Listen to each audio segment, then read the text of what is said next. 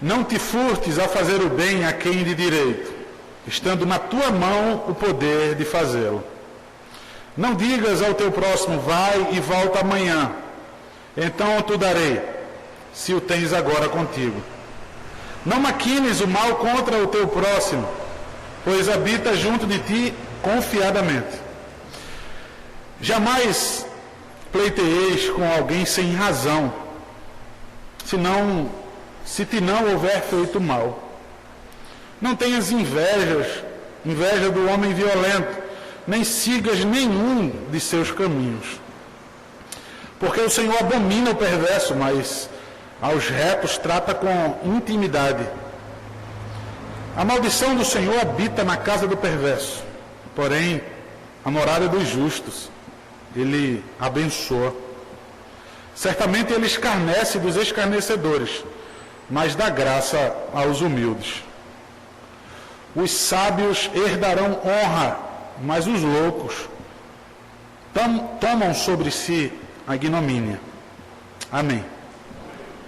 Vamos orar, queridos, mais uma vez e pedir que Deus sopre com o seu Santo Espírito, mova os nossos corações, transforme-o, converta os nossos corações para a sua vontade. Estamos diante da voz do Senhor, da sua palavra, irmãos. Toda reverência é exigida nesse momento, irmãos. A maior prudência, sensatez é a reverência dos nossos corações diante dessa palavra. Vamos orar, queridos. Ó Deus, nós tornamos nula, Pai, em nossos corações qualquer outra voz, desprezível, Pai, qualquer outra voz. Ainda que seja pertinente, Deus, para outros momentos, as nossas ideias, os nossos afazeres, os nossos planos, nada, Deus, que venha concorrer com a Tua voz, com a Tua palavra, Deus. Seja recebida, Deus, pelos nossos corações. Nada, Deus, é mais importante do que a Tua palavra. Então, Deus, em nome de Cristo Jesus, pela exclusividade da Tua palavra, alimenta a Tua igreja. Converte, Pai, pecadores, aproxima, Deus, aqueles que, diante da Tua eterna vontade, o Senhor os elegeu. Que seja, Pai, nessa manhã, é o desejo do nosso coração, sejam convertidos pelo Senhor, pela Tua palavra. Em nome de Cristo Jesus, Pai, não só alimenta a Tua igreja, exorta, Pai, chama a nossa atenção, para que possamos viver assim para a Tua glória, Deus. Igreja fiel, em meio à pregação da Tua palavra, pura e simples, Deus. Fala aos nossos corações. Em nome de Cristo nós oramos. Amém. Já há um bom tempo, irmãos, desde Eclesiastes, nós falamos sobre sabedoria, sabedoria e sabedoria. E a gente confunde muitas vezes sabedoria com esperteza, né? Muitas vezes as pessoas têm uma sagacidade para o mal e a gente muitas vezes atribui inteligência àquelas pessoas, né? Sabedoria a essas pessoas. Não é essa sabedoria é a sabedoria louca, tá? Nós não estamos falando da habilidade do homem natural, tá? Que é muito hábil, foi Deus que criou o homem natural, ainda que ele não sirva a Deus, ainda que ele seja ímpio, quem deu toda a inteligência, as faculdades mentais daquele homem foi Deus. Tá? Nada disso veio do maligno. Mas a sabedoria que nós tratamos aqui é a sabedoria preciosa. E nós sabemos já desde Eclesiastes, né? Estamos vendo em Provérbios, que essa sabedoria é o Senhor Jesus Cristo. Então, adquirindo essa sabedoria, nós aí sim estaremos habilitados a tomar decisões em nossas vidas. Saberemos como viver essa vida e a vida eterna, o ingresso no descanso do Senhor, como nós lemos em Hebreus, como nós ouvimos as pregações em Hebreus. Então, essa sabedoria, ela é preciosa e ela é oculta aos ímpios. Veja, você já pode se sentir agora privilegiado, porque essa sabedoria, ela é como que um segredo para você que é crente. Imagina, é um segredo do próprio Deus para você. Ele quer te ensinar a ser sábio. E nós vimos como começa Provérbios, né? Essa sabedoria, ela quer ser vista.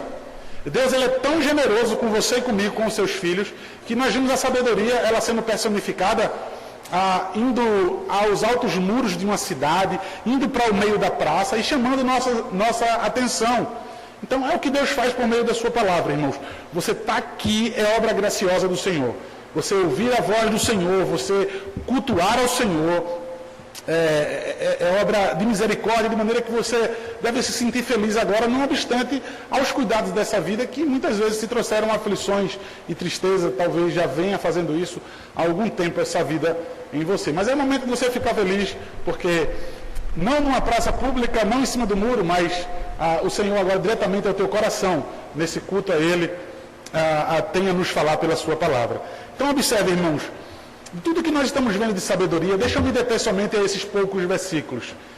A demonstração de que você tem adquirido sabedoria, uma evidência clara de que você tem adquirido sabedoria, é a maneira como você se relaciona com os seus irmãos. É a maneira como você se relaciona com Deus. Ou seja, o resumo da lei do Senhor, o resumo dos 10 mandamentos, o resumo das 2 tábuas da lei. Então, se você olhar, e vocês conhecem bem isso, as 4 primeiras leis falam sobre o relacionamento com Deus. Se você conseguir se relacionar com Deus daquela maneira como diz a sua lei, naquelas primeiras 4, naqueles 4 primeiros mandamentos, você vai estar sendo um homem sábio. Mas e o relacionamento com o seu irmão? Porque muitas vezes a gente se fecha, não é isso? Muitas vezes eu quero ter um relacionamento somente com Deus. Eu quero ter uma vida íntima só com Deus, e eu quero cumprir os mandamentos somente no que diz respeito a Deus. Deus nos criou seres sociáveis, inclusive com o maior exemplo, a Trindade Santíssima.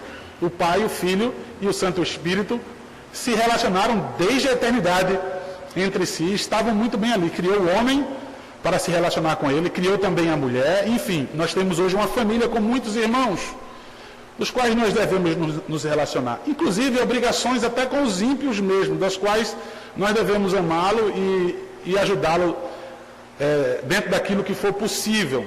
Gálatas 6,10, eu faço questão de acentuar isso, irmãos, que é uma diferença muito grande naquilo que eu devo aos ímpios e aos meus irmãos.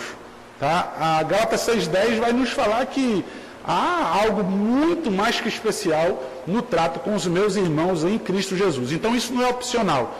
Dizer que você gosta mais das pessoas que são ímpias, né, dizer que você se relaciona melhor com os ímpios, tem alguma coisa muito errada. Ou com a igreja toda, ou então com você. Gálatas 6,10 diz: fazei o bem a todos, mas principalmente aos domésticos da fé.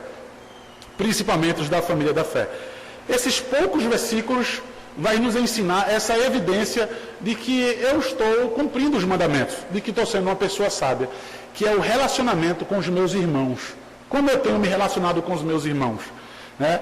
E a maneira minha de se relacionar com os meus irmãos tem sido tal que eu olho para os homens ímpios, eu olho para as mulheres ímpias, para aquelas crianças ímpias, para aqueles jovens ímpios, os adolescentes ímpios, e digo assim: em nada eu quero ser igual a eles. Em nada eu quero me parecer com eles, de maneira que eu não os invejo. Eu olho para eles e olho com um olhar de misericórdia, que Deus tenha misericórdia deles, eu vou pregar para eles.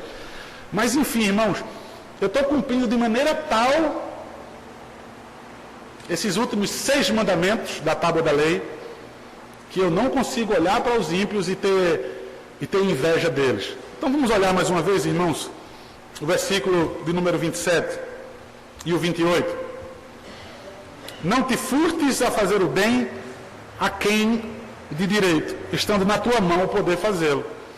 Não digas ao teu próximo: vai e volta amanhã, então tu darei.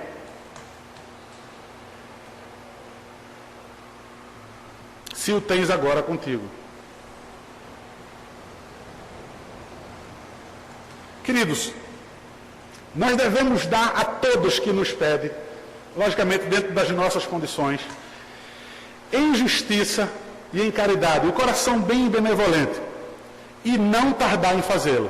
Então veja, se há alguém necessitado, aí eu não posso pensar especificamente nisso, porque o texto não fala especificamente nisso, mas também nisso, que é a questão financeira. Tá? Mas eu não posso me deter e dizer: ele está falando só sobre o dinheiro. Veja, o problema é que eu posso fazer o bem, e muitas vezes eu quero tardar em fazê-lo. Muitas vezes, e um bem que eu quero dizer absolutamente todo, tá, irmãos? Muitas vezes eu quero planejar fazer esse bem. Muitas vezes eu quero ponderar e eu quero estudar. E muitas vezes esse ponderar e esse estudar, se eu devo fazer o bem ou não, muitas vezes é ímpio. Sabe por quê, irmãos?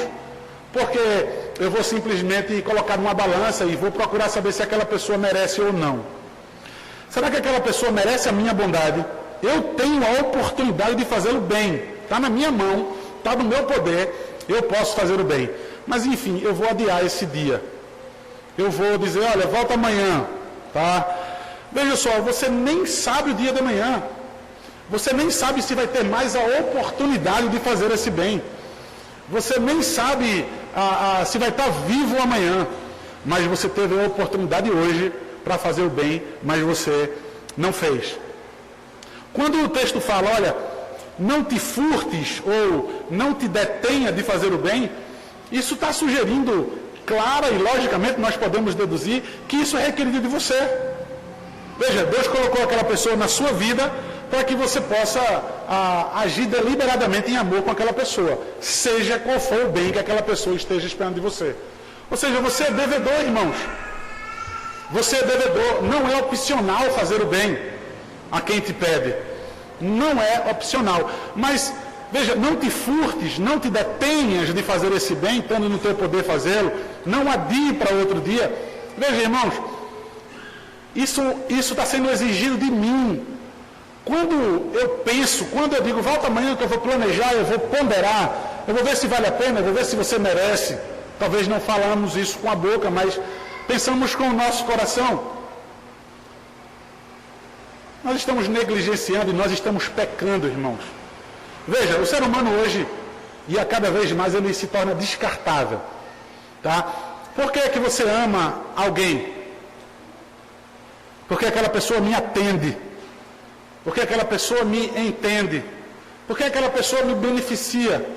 Porque aquela pessoa pode me dar isso e aquilo outro. Então, eu amo aquela pessoa. Então eu gosto daquela pessoa.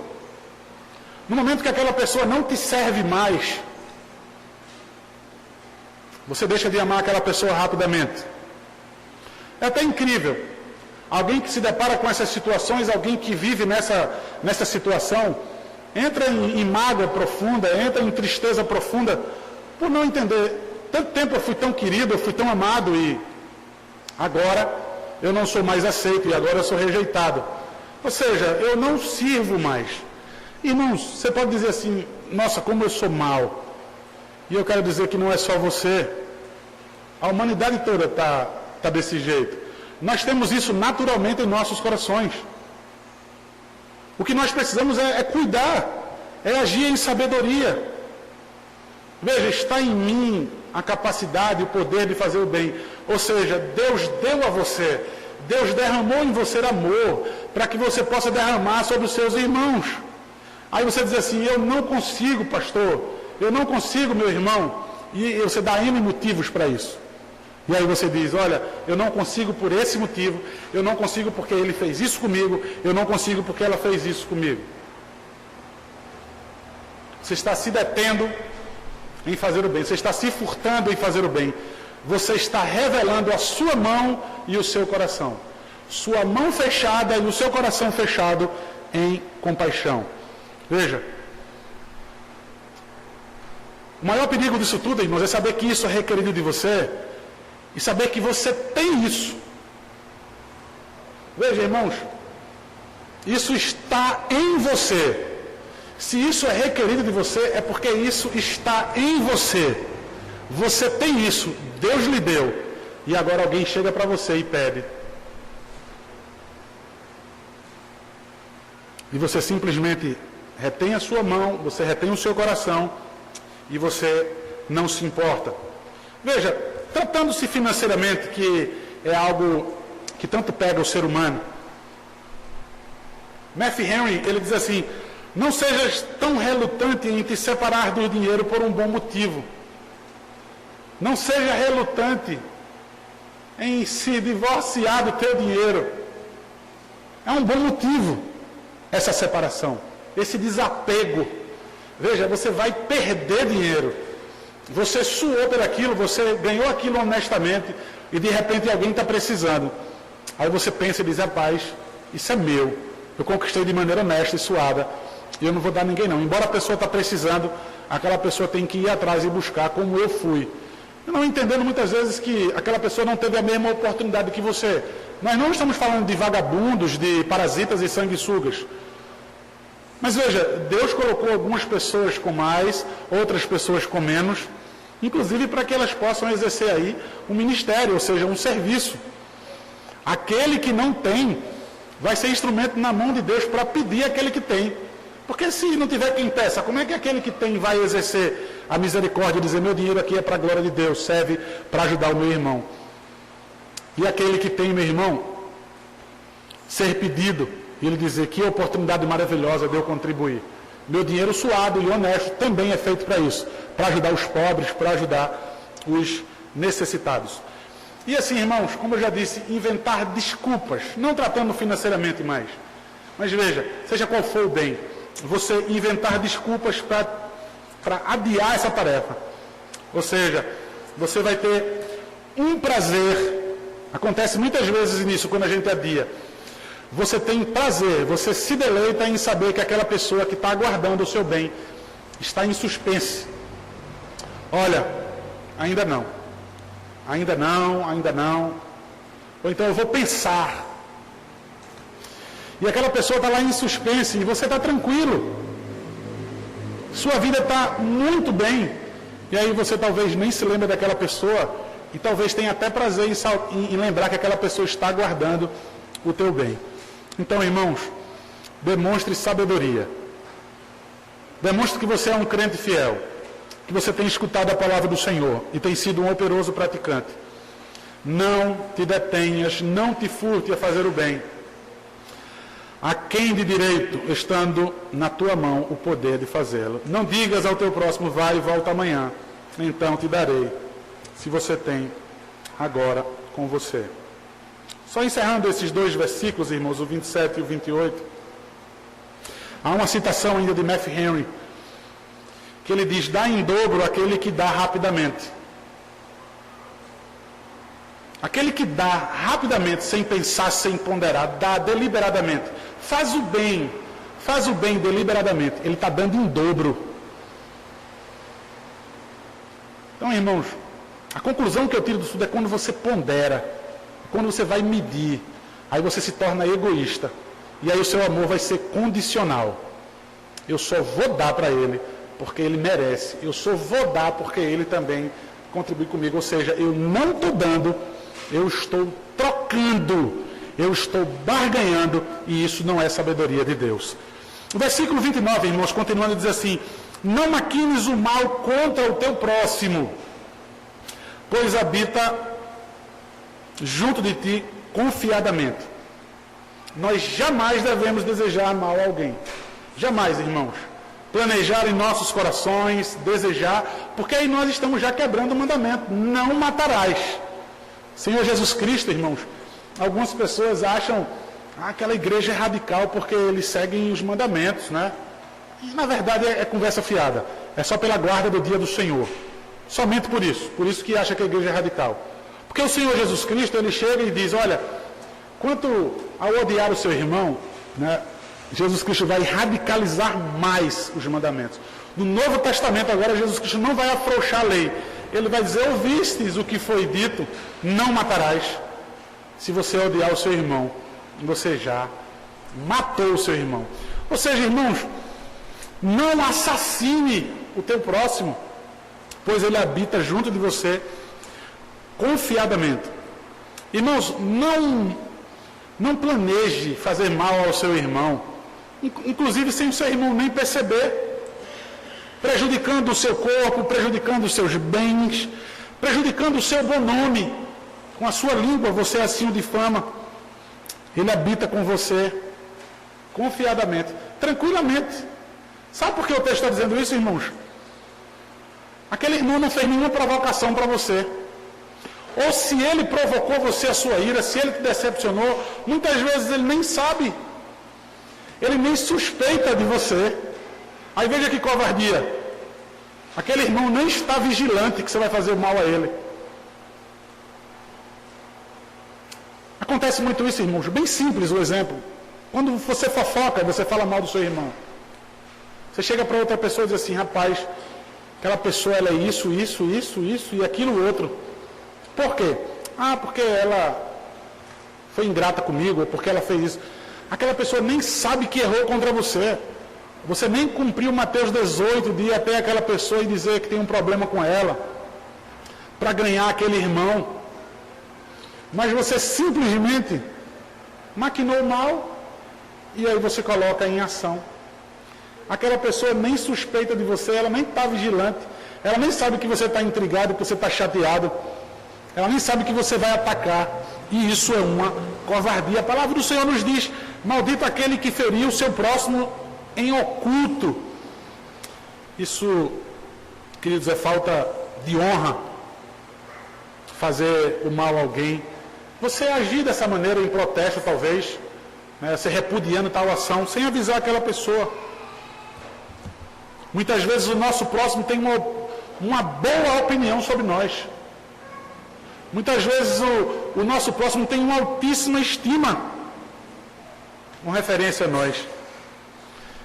Ele nunca pensou em fazer mal.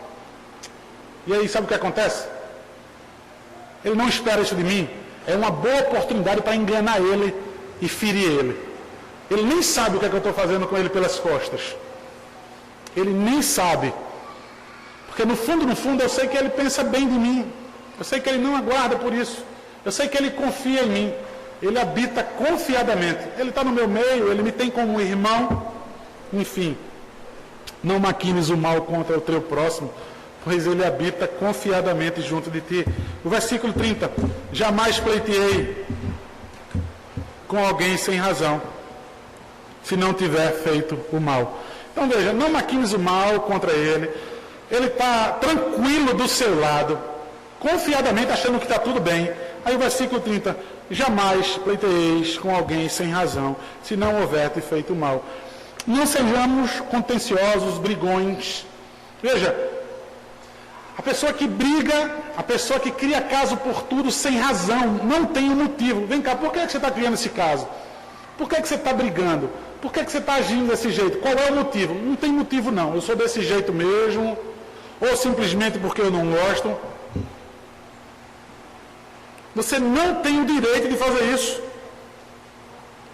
Veja, deixa eu ir mais além, você não tem o direito de se ofender com uma provocação que não foi diretamente para você, que não foi intencional.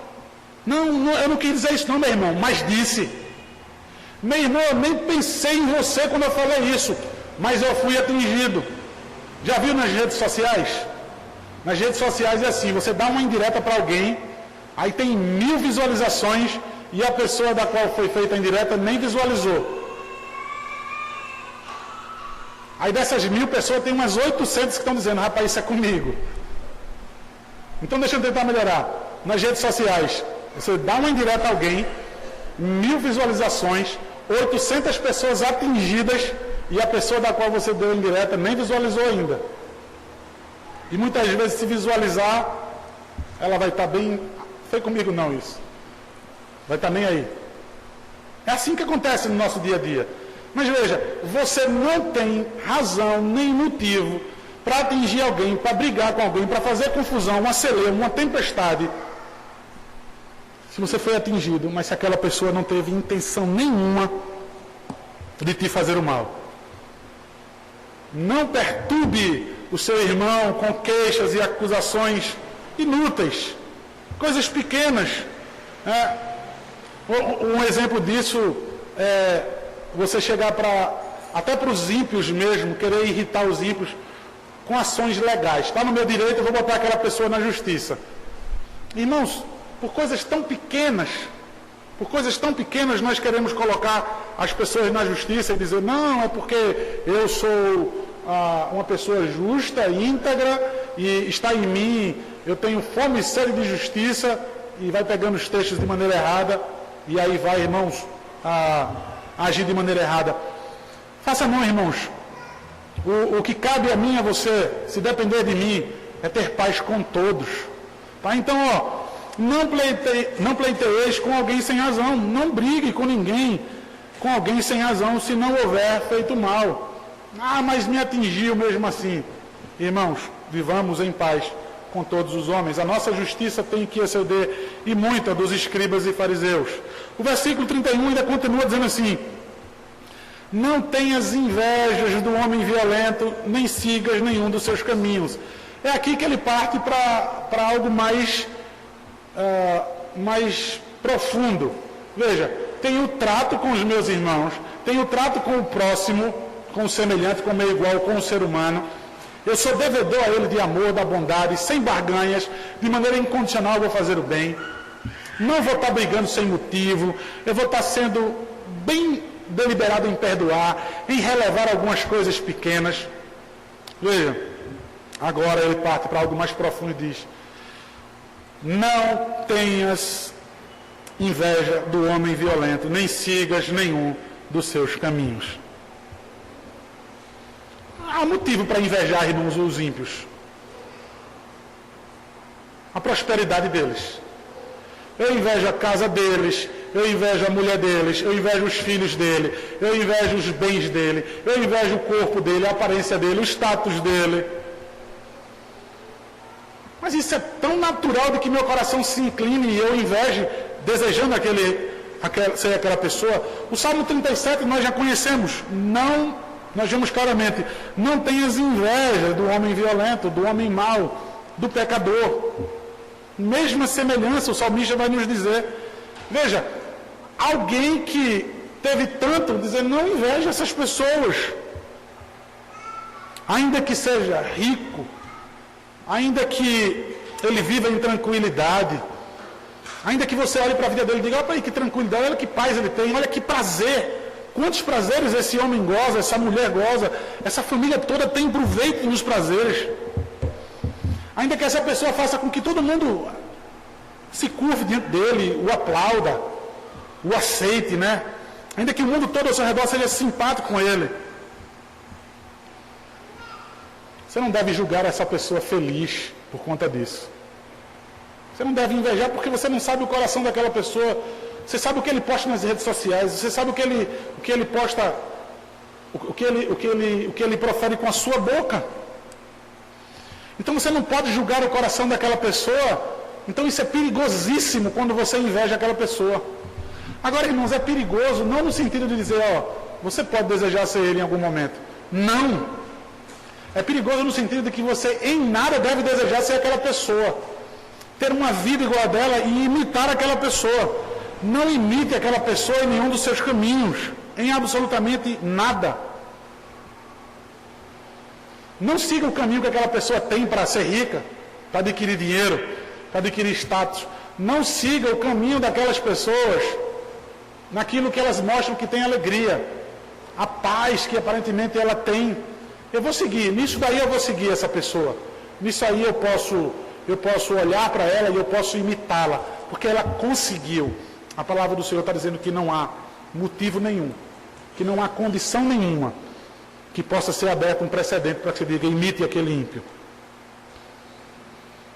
Nunca pense em fazer o que ele faz, ainda que você tenha certeza que vai conseguir ser igual a ele. Olha, se eu imitar, eu tenho certeza desse jeito que eu vou conseguir ser igual a ele, eu vou conseguir ter tudo o que ele tem. Irmãos, e para provar a palavra do Senhor, para provar que nessa sabedoria nós não devemos imitar os homens ímpios, nós não devemos imitar aqueles que não têm Deus, ainda que eles sejam prósperos nessa vida, ainda que você veja a sua prosperidade nas redes sociais, no trabalho, até pessoalmente mesmo. Não tenha como opção ser igual àquela pessoa. Você tem um padrão de vida, você tem um modelo de vida, tá? Você tem a palavra do Senhor, você tem a sabedoria para que você viva a sua própria e não venha invejar a dos outros, ainda mais dos homens ímpios. Para provar isso, os textos que se seguem, então, do 32 ao 34, ao 35, nós vamos ver, queridos, o motivo pelo qual eu não devo invejar o homem ímpio, mas que eu devo sim desejar continuar sendo um servo de Deus. Esse é meu plano de vida. O versículo 32 então diz, olha o porquê aí. Porque eu não devo invejar, não devo querer ser igual aos ímpios. Porque o Senhor abomina o perverso, mas aos retos trata com intimidade. Aqui é mais um versículo bíblico que vai quebrar aquele provérbio popular, humano, mentiroso, de que Deus, Ele odeia o pecado, mas Ele ama o pecador.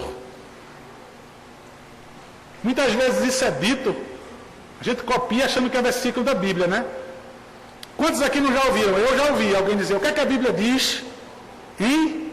O que é que a Bíblia diz, meu irmão? Não sei, diga aí. Deus ama o pecador, mas odeia o pecado. Aí, quando diz isso para mim, eu digo, qual o versículo, qual o capítulo? Não sei, eu sei que está na Bíblia. Eu digo, não, por favor, eu preciso achar. Porque já faz tantos anos que eu procuro esse versículo na Bíblia e eu não consigo achá-lo. Eu consigo achar exatamente o contrário. Que Deus odeia o pecador. Aquele que não é regenerado na graça do Senhor Jesus Cristo, lavado e remido pelo seu sangue. Lavado mesmo, irmãos, no sentido de ser purificado da sua perversidade, do seu pecado, da sua maldade. Não tem como Deus amar. Não tem como. Sobre aqueles que não tiver o sangue do Cordeiro, o sangue do nosso Senhor Jesus Cristo, não tem como Deus amar. A Bíblia fala que eles são filhos da ira. A Bíblia fala que eles são filhos da desobediência e que há um destino terrível para eles. Deus não pode amar aquilo que habita o pecado. Deus estaria se contradizendo se Deus amasse o pecado. Deus, Ele ama aqueles que foram justificados em Cristo Jesus. Aqueles que têm agora o selo do Santo Espírito, a imagem do seu Filho nele, essas pessoas são amadas. Agora, aquele em quem Deus olha e só vê corrupção, perversidade, pecado, Deus odeia. Você quer uma prova de que Deus odeia os perversos, os homens maus, os pecadores? Olhe para a cruz. O porquê foi que Deus fez aquilo com o seu próprio Filho? Porque aquilo era diretamente para mim. Eu que sou merecedor de toda aquela vergonha, de toda aquela dor, de toda aquela tortura, e de ficar sob o poder da morte para sempre, das angústias do inferno para sempre, porque o diabo não vai deixar de existir, e os seus anjos. Mas olhando para a cruz, então eu vejo a ira de Deus ali. É o que nós vemos, é o que a palavra do Senhor nos diz, que Deus derramou o cálice da sua ira em Cristo Jesus. Será que Deus odeia o seu Filho? Este é meu Filho amado em quem eu me comprazo. Uma segunda vez, esse é meu Filho amado em quem eu me comprazo. Então, por que Ele derrama toda a sua ira sobre o seu Filho? Porque Ele odeia o pecado. E a Bíblia diz que aquele que não conheceu o pecado, Ele se fez pecado por nós. Recebeu sobre Ele até a última gota da ira de Deus. Então veja, aqueles que não têm a justificação de Cristo Jesus são odiados por Deus para sempre. Por isso que na pregação do Evangelho é vai se refugie, vai correr para Cristo, vai entregue seu coração a Cristo, ao seu senhorio, submeta-se a Cristo em absolutamente tudo, renda-se a Ele a sua vida por completa.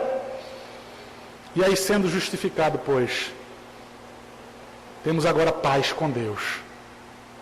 Justificados, pois, nós somos amados por Deus. Nós temos paz com Deus. Quando a palavra nos diz isso, Deus não nos odeia mais. É só amor sobre nossas vidas. Paz, longanimidade, bondade. Daquilo que é dado para nós, está em Cristo Jesus. É otorgado a nós. Por isso que o provérbio diz, você é devedor. O seu próximo está requerendo isso de você, dê, porque está em você. 32, porque o Senhor abomina o perverso, mas aos retos trata com intimidade. Irmãos, eu vou invejar então aquele pecador da qual Deus odeia.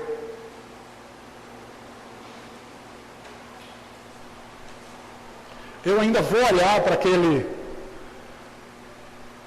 homem perverso e vou invejá-lo. Irmãos, durante muitos anos eu me perguntava por que é que aquela menina de família, tão bem educada, boas escolas, um bom convívio, tanto dinheiro, por que é que ela se junta com o maconheiro? Por que ela se entrega ao maconheiro, ao vagabundo? Deixa eu ir mais a fundo. Por que é que na igreja evangélica hoje as meninas querem o menos piedoso possível? Por que é que na igreja evangélica o mais piedoso é tido como bobão? Por que aquele que é crente de verdade mesmo, vive aos pés do Senhor, ele é tido como um panaca, da qual todo mundo ridiculariza? Talvez não ridicularize na brincadeira, né? Mas no coração as meninas dizem assim, jamais. Por quê? Por que é que há um desejo, uma aproximação pelaquilo que menos presta? Por quê? E aí eu lembro que no mundão aí fora, as pessoas dizem, aí rapaz, que menina linda, olha com quem ela se junta.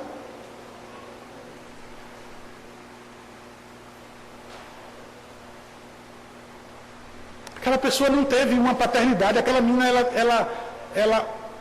a ausência dela, a ausência do pai na vida dela, foi tão grande, que ela quer o oposto daquilo que o pai dela sugere. Seu pai e sua mãe. Tudo aquilo que seu pai e sua mãe sugerem para ela, ou para ele também, para o rapaz, acontece com o rapaz também. Foram maus exemplos a vida toda para eles.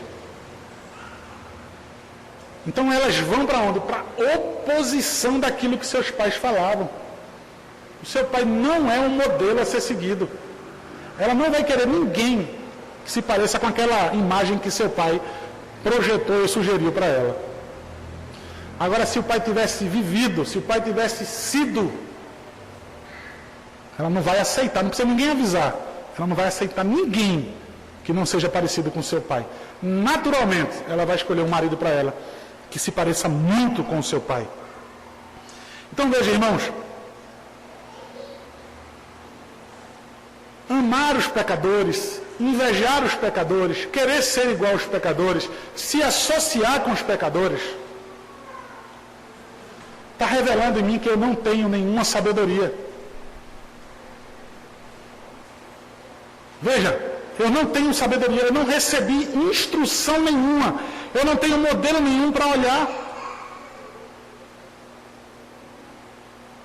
O Senhor abomina. Agora, aos retos, aos crentes, aos piedosos, aos que se submetem à palavra de Deus, Ele trata com intimidade. O Senhor ama de tal forma que Ele te põe no colo, Ele te carrega nos braços. Eu sei que tem muitas músicas, né, da indústria satânica, gospel, que são bem efeminadas quando falam do relacionamento, da intimidade, né, de Deus com o homem. Aí fala de sentar no colo de Deus e carinho, mexe nos meus cabelos, umas coisas bem efeminadas assim. Não é disso que eu estou tratando, por favor, irmãos. Mas de todo carinho, de todo amor, de toda proteção, de todo abraço forte e seguro, aquele momento de desespero, de medo, alguém que te abraça e diz, olha, eu estou com você, não precisa ter medo não, eu estou aqui. Você encontra isso no nosso Deus. Você encontra isso em Cristo Jesus por habitar no seu coração. Os justos, então, irmãos, os crentes, não têm razão desde já, somente por isso, para estar invejando e desejando ser igual aos ímpios. Já é motivo para você agora, a partir de agora, se você tinha algum olhar paquerando aquele mundo, Deus odeia. E eu também odeio o que Deus odeia. Eu abomino o que Deus abomina. Eu quero distância daquilo que Deus estabeleceu, um abismo. Veja, Deus estabeleceu um abismo com esse mundo. Trouxe vocês para perto, trouxe os crentes para a sua intimidade. Mas o mundo, ele estabeleceu um abismo. Você deve ter distância e não tentar construir uma ponte com o seu coração. Há um ídolo no seu coração que quer construir uma ponte, que liga, que associa, que convive. Conviver com as diferenças, né? Amar o inimigo significa isso. Mentira do seu coração.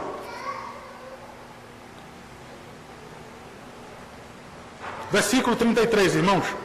A maldição do Senhor habita na casa do perverso, porém a morada dos justos Ele abençoa. Veja, Deus odeia o perverso de tal maneira que até a sua casa Deus amaldiçoa. Irmãos, quer ainda olhar para o mundão e querer ser igual ao mundo? As pessoas do mundo, as coisas do mundo? Olha o que a Bíblia está dizendo para você, presta bem atenção.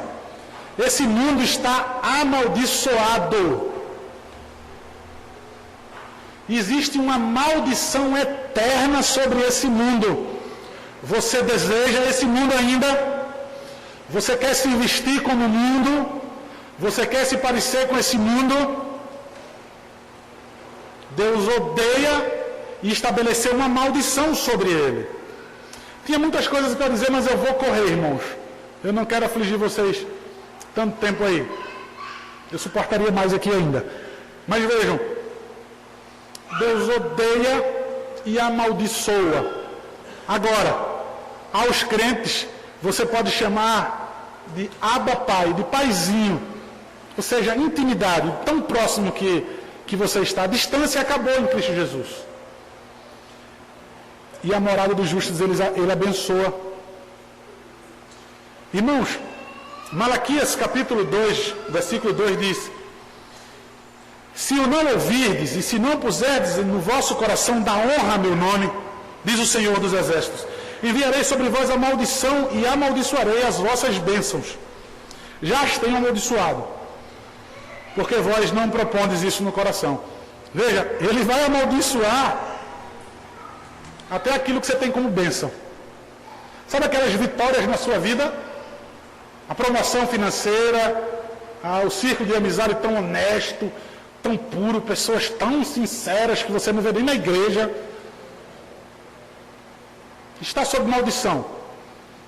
Matthew Henry, mais uma vez, vai dizer, ainda que isso seja bem lento, essa operação da maldição de Deus corrói como uma lepra.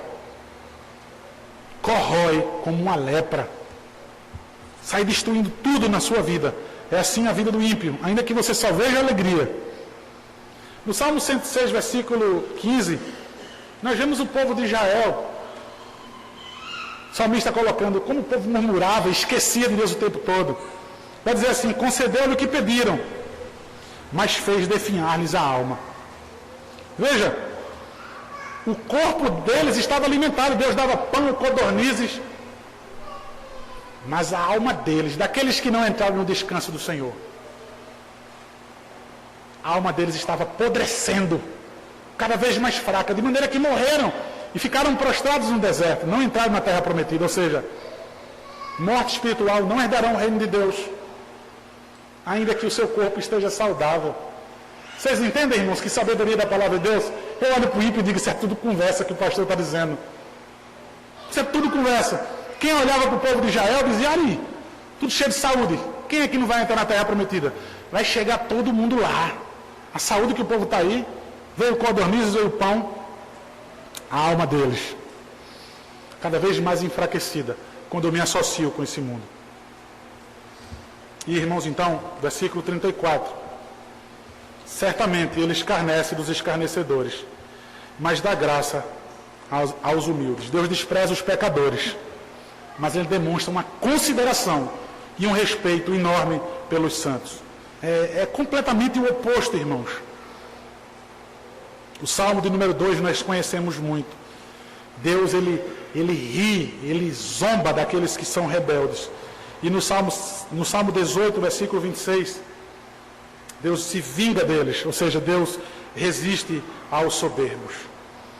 Aqueles que suportam pacientemente o desprezo dos homens, o desprezo desse mundo, a aceitação do mundo, a rejeição do mundo. Aqueles que são escarnecidos terão todo o respeito de Deus. E de todos os homens que são de bem, de fato vão nos respeitar. Agora, nós entendemos aquilo que vai acontecer com o perverso, com os homens maus. Eles serão escarnecidos pelo próprio Deus. Irmãos, imagina você ter o próprio Deus como escarnecedor, ter o próprio Deus como vingador, você ter o próprio Deus como alguém que vai agir como vingador. Você quer se associar com os ímpios, você quer ter inveja deles, você quer se parecer com um deles. Cuidado que você já pode ser um deles, você pode estar simplesmente confundindo. Talvez você seja um ímpio, esteja parecido com um crente.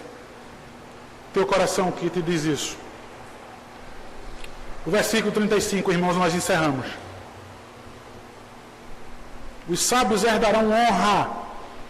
Olha aí mais um motivo. Olha mais um motivo. Os sábios herdarão honra, mas os loucos tomam sobre si a ignomínia. O destino dos pecadores é vergonha eterna, dor eterna, e o dos santos, a honra eterna.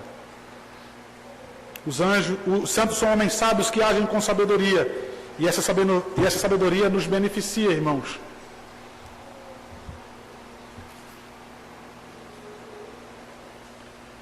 Os pecadores são loucos. Por que é que o texto trata dessa expressão tão dura, tão ríspida? Não poderia dizer apenas pecadores, como se isso aliviasse, né? Chamar alguém de pecador.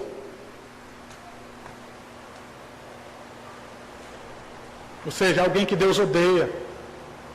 Chamar alguém de pecador, alguém que Deus abomina, que Deus tem uma maldição sobre ele. Alguém que Deus vai confundir, que Deus rejeita, de que Deus vai se vingar de toda perversidade e maldade contra ele, porque o homem que se opõe à sua palavra não se submete, se acha nos seus próprios caminhos. O Senhor vai prestar contas com ele. Daí nós podemos deduzir porque os pecadores são chamados de loucos. Olha com quem é que ele está contendendo. Olha contra quem ele está resistindo, dizendo, eu não me submeto. Eu não preciso dessa religião. Eu não preciso dessa palavra. Ou eu não preciso disso tudo, não. Eu posso até escutar algumas coisas se forem pertinentes a mim. Mas a partir do momento que for difícil, que me incomodar, a partir do momento que for um fardo para mim, eu não ouvirei. Loucos estão apenas cultivando desgraça para si mesmo e uma desgraça eterna. Queridos, tendo visto essas coisas, tendo visto esse resumo da segunda tábua da lei e do porquê eu tenho que desejar ser crente, veja, irmãos, honra. Eu serei honrado nos céus. Todas as promessas que nos aguardam nos céus. É loucura você dizer, enquanto não chega o dia do céu, eu vou aproveitar esse mundo como um louco. Loucura é você pensar desse jeito, enquanto não chegar o dia. Eu tenho tempo para fazer as minhas coisas e depois eu busco as coisas do Senhor. Isso é loucura. Aqueles que se submetem hoje serão honrados nos céus. O Senhor Jesus Cristo, irmão, Mateus 22. Mateus 22. E aí nós encerramos.